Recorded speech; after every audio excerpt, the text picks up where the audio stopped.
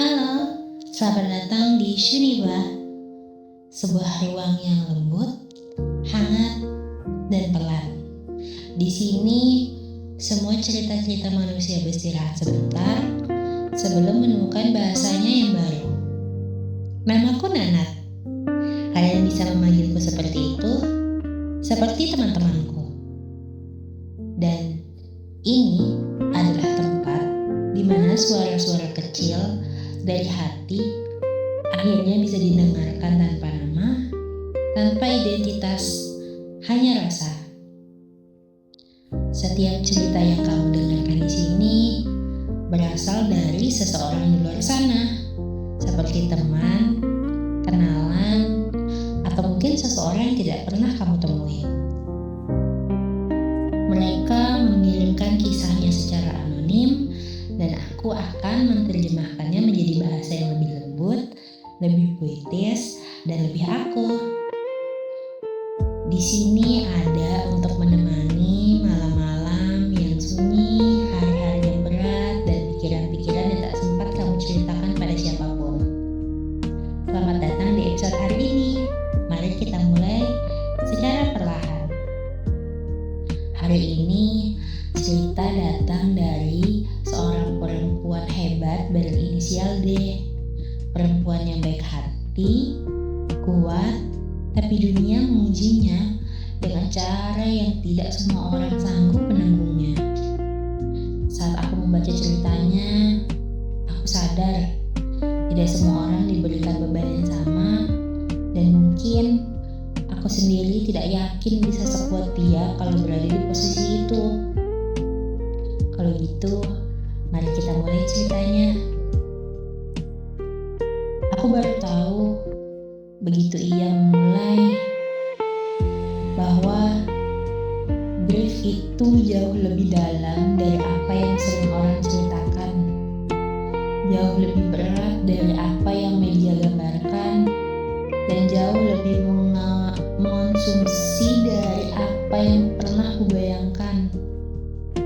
Ia berkata, grief adalah perjalanan yang tidak ada ujungnya. Ia tidak selesai, ia tidak berubah bentuk, tapi tetap tinggal di dalam dada. Aku tahu bahwa kehilangan itu sakit lanjutnya, tapi setelah mengalaminya sendiri, aku baru paham bahwa rasa sakit itu bisa membuatmu ingin hilang, ingin menyerah, dan ingin berhenti. 4 bulan yang lalu, ia kehilangan ibunya begitu saja, begitu cepat, begitu tidak siap. Sebelumnya, ia sudah kehilangan orang-orang terdekat di hidupnya, opungnya, lalu neneknya. Dua-duanya ia saksikan sendiri, dengan mata yang masih terlalu muda untuk melihat kematian dari jarak sedekat itu.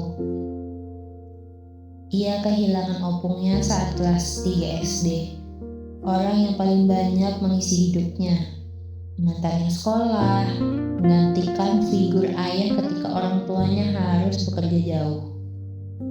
Melihat opungnya pergi, seperti melihat dunia runtuh untuk pertama kalinya.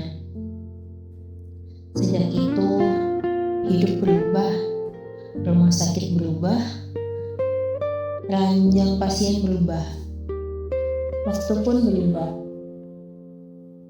Lalu, saat ia melihat neneknya sakit, ia melihat pola yang sama, pola menuju akhir yang sama, dan traumanya membuat semuanya terasa lebih buruk, lebih menyakitkan. Dan kini pola itu terulang lagi, tapi jauh lebih menyakitkan. Terjadi pada ibunya, orang yang paling dekat dan paling penting dalam hidupnya. Waktu itu jahat, katanya. Semesta jahat, dan ia tidak bisa berbuat apa-apa selain menerima. Ia berkata, ia tidak belajar apapun dari semua kehilangan ini. Karena apa yang harus dipelajarin dari semua sesuatu yang tidak pernah ingin terjadi. Tapi aku cuma berharap, begitu tulisnya, bahwa mereka semua baik-baik saja di atas sana. Mereka orang baik, dan aku ingin kamu yang membaca ini tahu, walaupun kamu tidak kenal mereka, mereka orang-orang baik. Aku cinta mereka sangat. Dan di akhir ceritanya ada satu kalimat sederhana yang terasa sangat manusiawi, sangat jujur.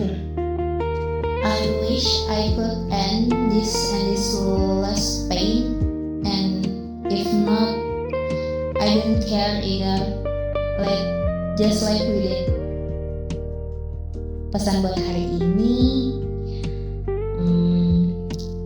feel your regret, rasakan dukanya, jangan abaikan, karena duka yang tidak dirasakan akan menghabisimu secara perlahan. Baik, terima kasih sudah singgah di sini. Terima kasih sudah mendengarkan cerita yang mungkin bukan milikmu, tapi entah kenapa terasa begitu dekat di dada. Semoga setelah ini hatimu terasa sedikit lebih ringan, atau setidaknya tidak lagi sendirian. Kalau kamu punya cerita yang ingin diistirahatkan sebentar, kamu bisa menitipkannya padaku. Tidak perlu nama, tidak perlu siapa kamu, cukup ceritakan saja, biar aku yang menerjemahkannya. Kalau begitu, sampai jumpa di episode selanjutnya. Jaga diri, jaga hati, dan seperti biasa, mari kita berjalan perlahan. Bye-bye.